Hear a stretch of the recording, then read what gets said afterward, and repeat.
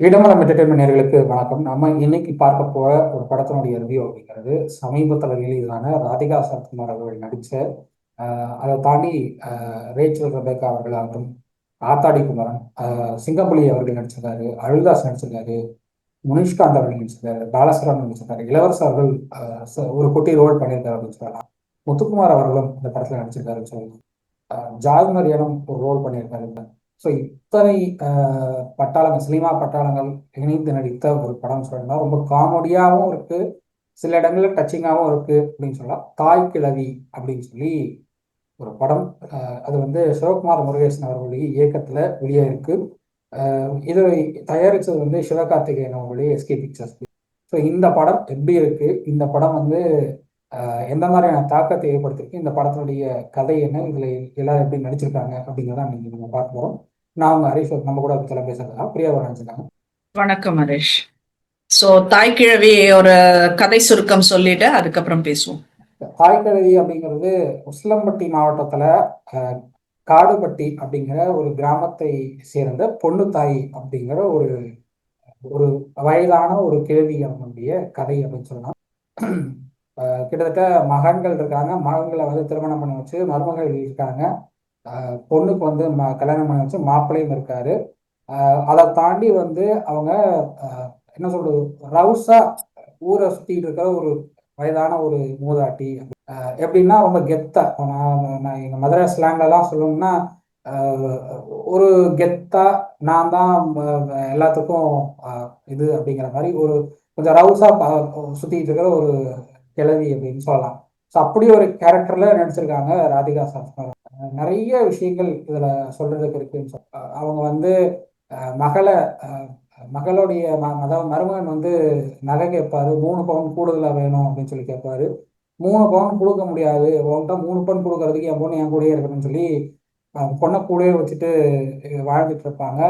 ஊரை சுத்தி வட்டிக்கு விட்டுருப்பாங்க, அந்த வட்டிக்கான பணத்தை வாங்கிட்டு இருப்பாங்க. ஒவ்வொருத்தரையும் மிரட்டி வாங்குவாங்க, நீ வட்டி கொடுக்குறியா இல்லையான்னு மிரட்டி வாங்குவாங்க.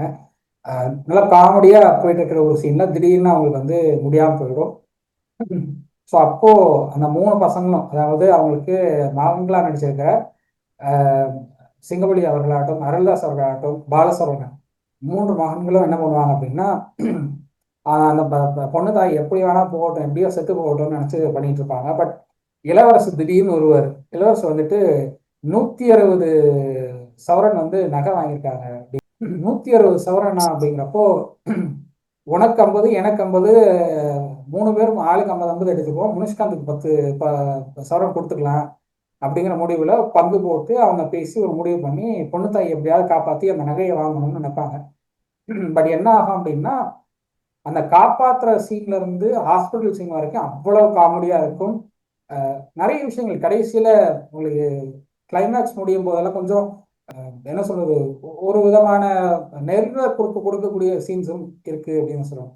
ஸோ இந்த தாய் கிழவி அப்படின்னா இந்த ரவுசு பிடிச்ச திமிரு பிடிச்ச ஒரு கிழவியா ஊருக்குள்ள சுத்திட்டு இருக்க கிழவி அவங்களுடைய குடும்பத்துக்கு என்ன பண்ணுச்சு, அவங்க எப்படி வாழ்ந்தாங்க அப்படிங்கிறத ஒரு இதா காட்டியிருக்காங்க அப்படின்னு சொல்ல அந்த படத்துல. ஸோ இதுதான் கதை. சுத்தி சுத்தி அந்த அந்த ராதிகா அவங்களுடைய கேரக்டரை தான் மையப்படுத்தி இருக்கு படமே.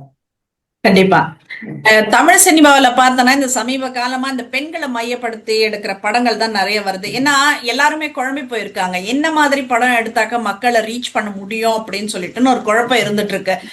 என்ன ஆக்ஷன் படங்கள்ல போயிட்டு என்னென்னமோ குழப்பங்கள் எல்லாம் உண்டாக்கி கடைசியில மலையாளம் படங்கள்ல பாக்குற லெவலுக்கு நம்ம வந்தாச்சு. அந்த அளவுக்கு கொண்டு வந்துட்டாங்க. இப்போ வந்துட்டு திடுதிப்புன்னு திரும்ப ராதிகா மேமோட இந்த தாய்க்கிழவி கேரக்டர் அந்த ரோல் எல்லாம் பாக்குறப்போ என்னையா நடக்குது நாட்டுலன்ற மாதிரி இருந்தது. She was apt to that character. என்ன சொல்றது, நுணுக்கமா அந்த காதுல ஓட்டை எவ்வளவு பெருசு இருக்கும் அந்த காலத்து பாட்டிங்களுக்கெல்லாம், எங்க பாட்டிங்களுக்கெல்லாம் இருக்கும். அந்த மாதிரி கீழே அவ்வளோ தொங்குற மாதிரி இருந்து அதுல ஒரு கடுக்கனை போட்டுட்டு மை காட் எல்லாமே அவ்வளோ தத்ரூபமா இருந்துச்சு அப்படின்றதுதான் நான் சொல்லுவேன். அது அறிமுக இயக்குனர் சிவகுமார் முருகேஷா அப்படின்ற மாதிரி ஒரு கேள்விகள் நமக்கு வருது. ரொம்ப மெச்சோர்டா இருந்தது அந்த படம் அப்படின்றது தான் சொல்றேன். அது மெயின் ரீசன் வந்துட்டு ராதிகா மேம் தான். பட் ஸ்டில் இவரோட டெபியூட் மூவின்ற மாதிரி வந்துட்டு இதை ஒத்துக்கிற மாதிரி கிடையாது இந்த படம்.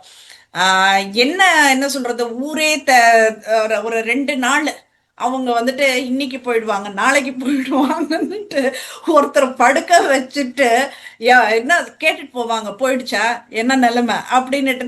இது கிராமத்துங்களெல்லாம் நடக்கும். அந்த மாதிரி படுக்கையில இருக்கிறவங்கள வந்துட்டு போச்சா இல்லையா போச்சா இல்லையான்ற மாதிரி கேட்பாங்க. அது கூட ரொம்ப வயதானவர்களை.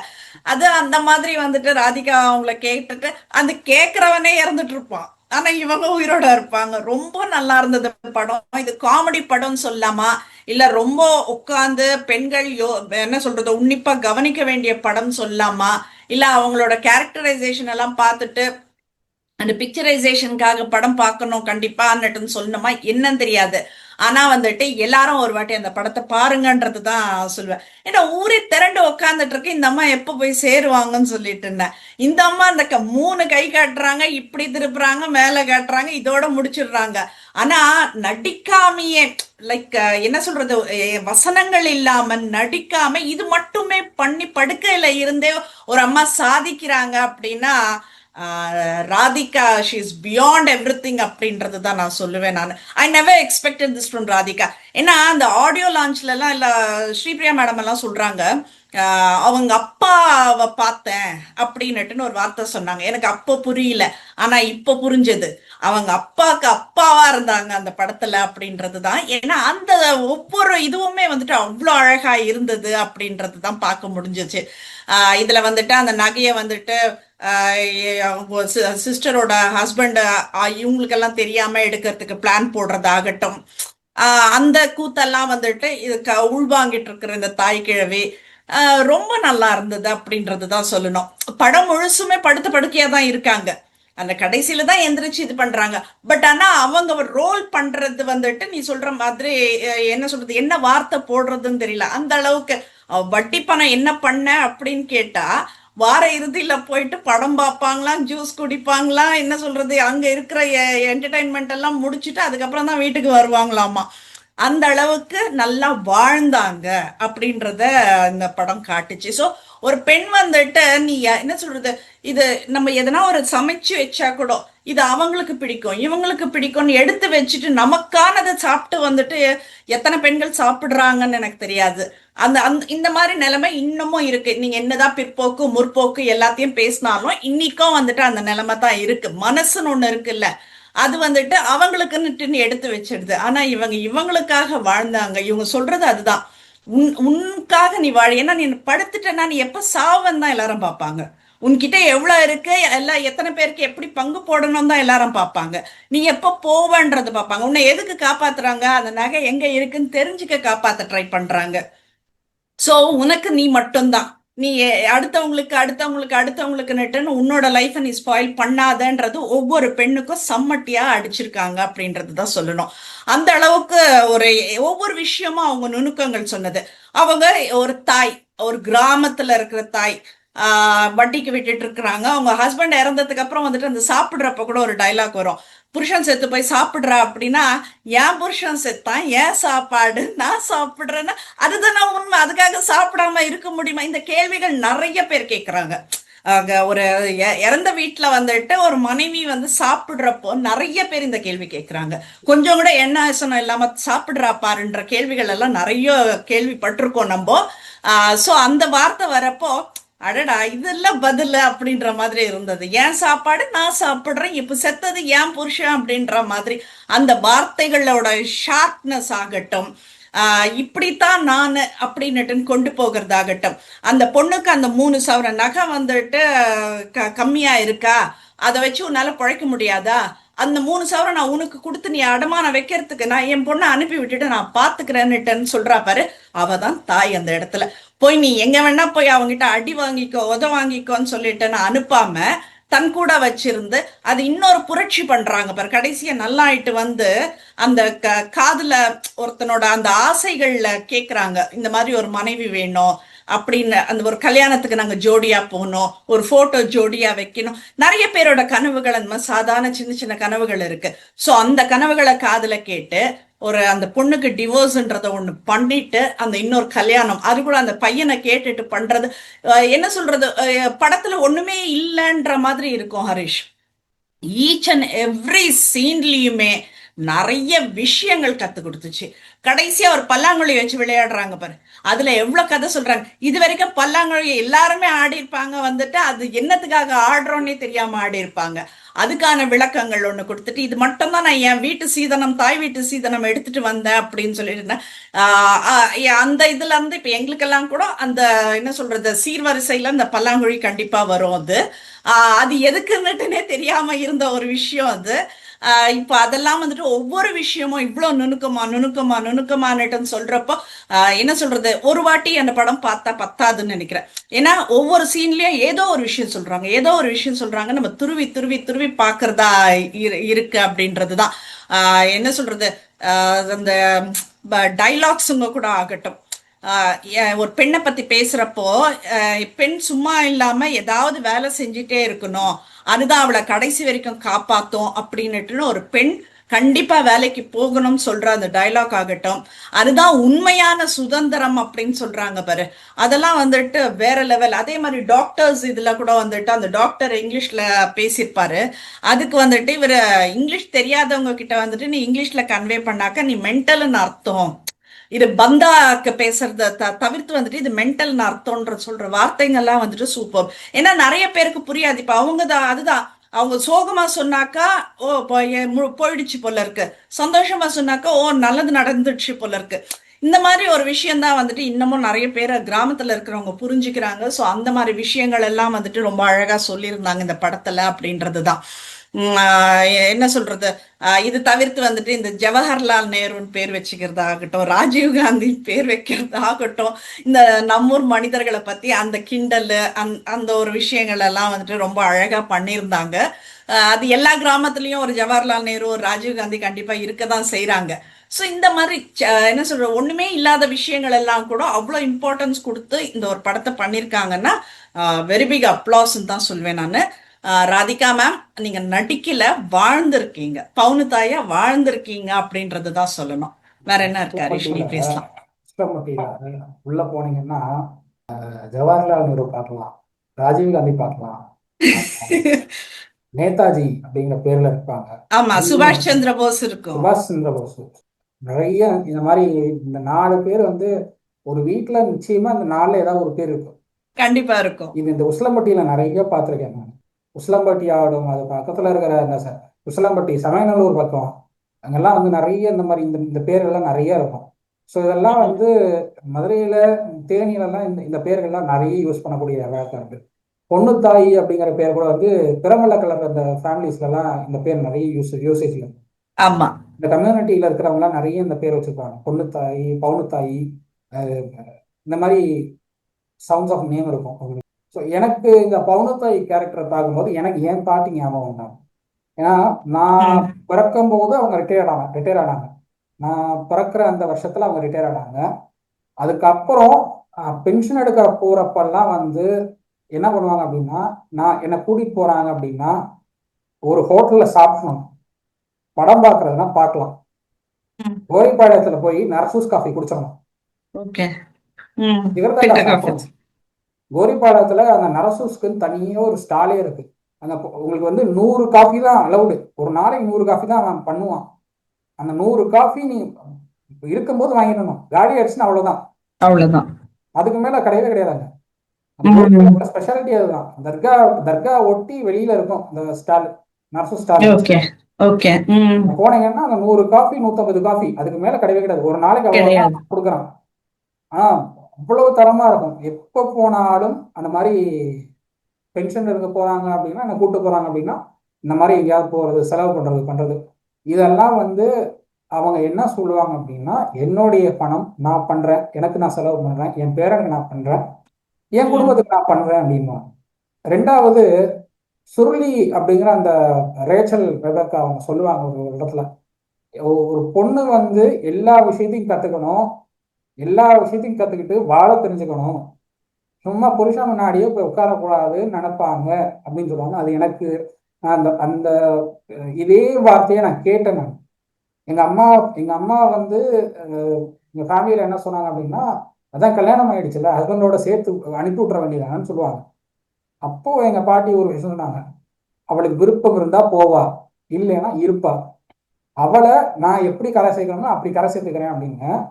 எங்க அம்மாவை எப்படி கரை சேர்த்தாங்கிறதெல்லாம் தனி கதை. அவங்களுக்கு ஈபியில வேலை வாங்கி கொடுத்து பண்ணி, இன்னும் சொல்ல போனா அவங்களுக்கு என்ன தேவையோ அதெல்லாம் பார்த்து செஞ்சு வச்சிருக்காங்க. இன்னைக்கு உங்களுக்கு பெண்கள் அப்படின்னா வந்து குடும்பத்தை பார்த்துக்கிறது மட்டும்தான் அவங்களுக்கு வேலை, சமையல் மட்டும்தான் செய்வாங்க, குழந்தைங்களை மட்டும்தான் தலாக்குவாங்க, இதுதான் வந்து சொல்லுவாங்க. பட் என்னை பொறுத்தவரை நான் நான் வளர்ந்தது எல்லாமே வந்து பெண்கள் கிட்ட தான்.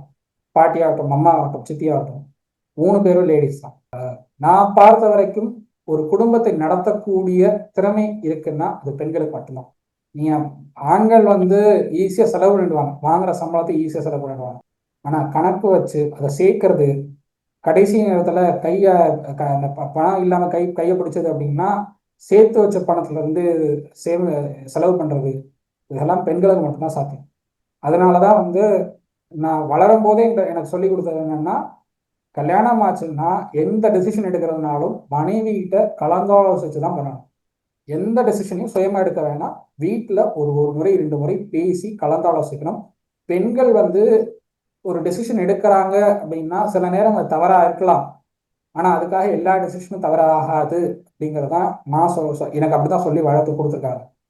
ஸோ அந்த வகையில் நான் பார்த்த வரைக்கும் எனக்கு இந்த கேரக்டர், அவங்க பவுனத்தாய் கேரக்டர் எனக்கு ரொம்ப என்ன சொல்றது, சிங்க் ஆச்சு. அந்த கேரக்டர் ரொம்பவே சிங்க் ஆச்சு எனக்கு. அதுதான் ஒவ்வொருத்தருக்கும் அது சிங்க் ஆகும். அது என்ன, ஒரு பாட்டியை தாண்டி தான் நம்ம எல்லாம் வந்திருக்கோம். அந்த பாட்டின்ற உறவு இருக்கும் கண்டிப்பா நம்ம லைஃப்ல. சோ அந்த பாட்டியோட நினைவுகளை எல்லாம் கொண்டு வந்து பொண்ணு தாய் பவுன் தாய் கொடுத்தாங்க அப்படின்றப்போ வந்துட்டு கொஞ்சம் அசை போடுறப்போ கஷ்டமாவே இருந்தது. இந்த மாதிரி விஷயங்கள் எல்லாம் இப்ப நீ சொல்றப்பவே கொஞ்சம் நீ உடஞ்சி போன அந்த மாதிரி நிறைய விஷயங்கள் எல்லாருக்குமே இருக்கும். என்ன சொல்றது, எல்லார் வீட்டுக்கும் வந்துட்டு ஒரு பாட்டி வர மாதிரி தான் இருக்கும். தயவு செய்து போய் பாருங்கன்றதுதான். அட்லீஸ்ட் ஒரு அன்னைக்கு ஒரு நாளாச்சும் ஒரு மனம் விட்டு நீங்க அழறதுக்கு ஒரு ஆப்பர்ச்சுனிட்டி கிடைக்கும் அப்படின்றதுதான் நான் சொல்வேன். இந்த மாதிரியான படங்கள் வரும்போதுதான் கூட்டு குடும்பம்னா என்னங்கிறது தெரிய வரும். ஒரே ஃபேமிலியா, ஜாயிண்ட் ஃபேமிலியா வீட்டுல இருக்கிறதும், தனித்தனியா தனி கொடுத்து நம்ம போய் வாழ்றதும் எவ்வளவு சிரமம். அந்த ஜாயிண்ட் ஃபேமிலியா இருக்கும்போது கிடைக்கிற சந்தோஷமாகட்டும், அந்த அனுபவங்கள் எல்லாம் வந்து தனியா போகும்போது கிடைக்காது அப்படிங்கிற அந்த ஒரு கருத்தை இந்த மாதிரியான படங்கள் மட்டும்தான் சொல்லும். அதுதான் வந்து என்னை பொறுத்தவரை அந்த ஜாயிண்ட் ஃபேமிலியா இருக்கிறது அப்படிங்கிறது நிறைய படங்கள் சொன்னாலும் இது மாதிரியான இந்த கிராமத்து கதைகள்ல வந்து இது மாதிரியான கருத்துக்கள் வரும்போதெல்லாம் வரவேற்கணும்னு நான் சொல்லுவேன். ஏன்னா உங்களுக்கு ஜாயிண்ட் ஃபேமிலி அப்படிங்கிறப்போ உங்களுக்கு வந்து அனுபவம் கிடைக்கும். அதை தாண்டி உங்களுக்கு செலவு பண்ணணும் அப்படின்னா எதுக்கு செலவு பண்ணணும், எதுக்கு செலவு பண்ணக்கூடாது ஐடியா கிடைக்கும். அதை தாண்டி தேவையில்லாம நீங்க செலவு பண்ண மாட்டீங்க. அந்த ஐடியா இல்லை அப்படின்னா, தனி கொடுத்தனம் போயாச்சு, அந்த ஐடியா இல்லைன்னா செலவாயிட்டே இருக்கும். நீங்க கைக்கு பணம் வந்தாலும் செலவாயிட்டே இருக்கும் இன்னொரு பக்கம். அது ஒரு ப்ராப்ளம் எல்லா இடத்துலையும் இருக்கு. அதனாலதான் என்ன சொல்றாங்க அப்படின்னா, கிராமத்துல எப்படி தனி கொடுத்தனத்துக்கு பெருசா அலோவ் பண்ண மாட்டாங்க. சீதனம் கொடுத்து அனுப்புனாலும் மாமியார் வீட்டுல அப்படியே அந்த பெண் இருக்கணும், இல்லைன்னா பிறந்த வீட்டுக்கு வந்துடணும். தனியா வீடு எடுத்து போகாதன்னு சொல்லுவாங்க கிராமத்துல. நிறைய கிராமத்துல அது இன்னைக்கும் வழக்கத்துலதான் இருக்கு. ஏன்னா இந்த போற பெண்ணுக்கு அந்த குடும்பத்தினுடைய வழக்கங்கள் என்னங்கிறத தெரிஞ்சுக்கணும் முதல்ல. 2வது அந்த குடும்பத்துல செலவுகள் எப்படி இருக்கு அப்படிங்கிறத புரிஞ்சுக்கிட்டா இந்த பொண்ணால செலவுகளை கட்டுப்படுத்த முடியும்னு ஒரு நம்பிக்கை இருக்கும். ஸோ அதெல்லாம் ரொம்ப அழகா கிராமத்துல நிறைய பண்ணுவாங்க சொல்லுவாங்க. ஸோ என்னை பொறுத்தவரை அதெல்லாம் வந்து இந்த மாதிரியான படங்கள் வந்து ஊக்குவிக்கிறதுங்கிறது ரொம்ப நல்ல விஷயமா நான் பார்க்குறேன். 2வது ஒரு ஹஸ்பண்ட் இறந்துட்டா மனைவியால வாழவே முடியாதுன்னு நிறைய இடத்த சொல்லுவாங்க. ஆனா அப்படி கிடையாது. பொண்டாட்டி செத்துட்டா புருஷனு ஒண்ணுமே இல்லை. ஆனா புருஷன் செத்தாலும் பொண்டாட்டியால வாழ முடியும். அதுதான் வந்து நிதர்சனமான உண்மை. அதை வந்து இந்த மாதிரியான படங்கள் தான் வந்து ரொம்ப கோடிட்டு காட்டுது. கண்டிப்பா பெண்களுக்கு வந்துட்டு ஒரு தைரியத்தையும் தன்னம்பிக்கையும் கொடுக்குற படமா தான் நான் பாக்குறேன். இது கண்டிப்பா எல்லாரும் வேலைக்கு போகணும், உன் கையில வந்துட்டு ஏதாச்சும் ஒரு ஸ்கில் வச்சுக்கணும்ன்றது தான் வந்துட்டு சொல்லிட்டு இருக்காங்க திரும்ப திரும்ப. சோ எல்லாரும் பாருங்க. அவங்க என்ன சொல்றது, அவங்க சொல்லுவாங்க, அந்த சுருளி வந்து அந்த சுருளி கேரக்டர் நடிச்சிருக்கவங்க சொல்லுவாங்க, இந்த மாதிரி மருமகள்கிட்ட சொல்லுவாங்க, நீங்க சாப்பிட்டுட்டே இருக்கீங்க, உட்காந்து சாப்பிட்டுட்டே இருக்கீங்களே தவிர ஒண்ணுமே பண்ண மாட்டீங்க, எங்கங்கிற கோவம் மட்டும்தான் அவங்களுக்கு இருந்தது, இதையாவது கத்துக்கணும் நீங்க அப்படின்னு சொல்லி அவங்க சொல்லிட்டே இருப்பாங்க. நீங்க விருப்பப்பட்டீங்கன்னா உங்களையும் கூட கிளாஸ்க்கு என்ன மாதிரி படிக்க வச்சிருப்பாங்க, இந்த மாதிரி அலோவ் பண்ணியிருப்பாங்க படிக்கிறதுக்கு. அப்படின்னு சொல்லி சொல்லுவாங்க. அந்த இடத்துல தான் வந்து நான் ரொம்ப உடஞ்சது அந்த இடத்துல தான். ஏன்னா எனக்கு அது வந்து நிறைய சிங்க் ஆச்சு அந்த இடத்துல. ஓகே. சரி. இந்த மாதிரி நிறைய எமோஷனலா வந்துட்டு நீங்க போய் தியேட்டர்ல பார்த்தீங்கன்னா கூட நீங்க எல்லாருமே கூட உடைஞ்சு போவீங்கன்றது தான். ஏன்னா எனக்கெல்லாம் கூட அந்த ஒவ்வொரு டயலாக்ஸும் வந்துட்டு ஒரு சிலதெல்லாம் வந்துட்டு ஹர்ட்டிங்கான டயலாக்ஸ் நான் சிரிச்சுட்டே சொல்றேன் ஆக்சுவலி. ஏன்னா நாங்க கடந்து வந்துட்டோம் இதெல்லாம். அந்த இப்ப நான் சொன்ன டயலாக்ஸுங்க ஒன்று ரெண்டு வந்துட்டு நமக்கே கூட நடந்திருக்கு.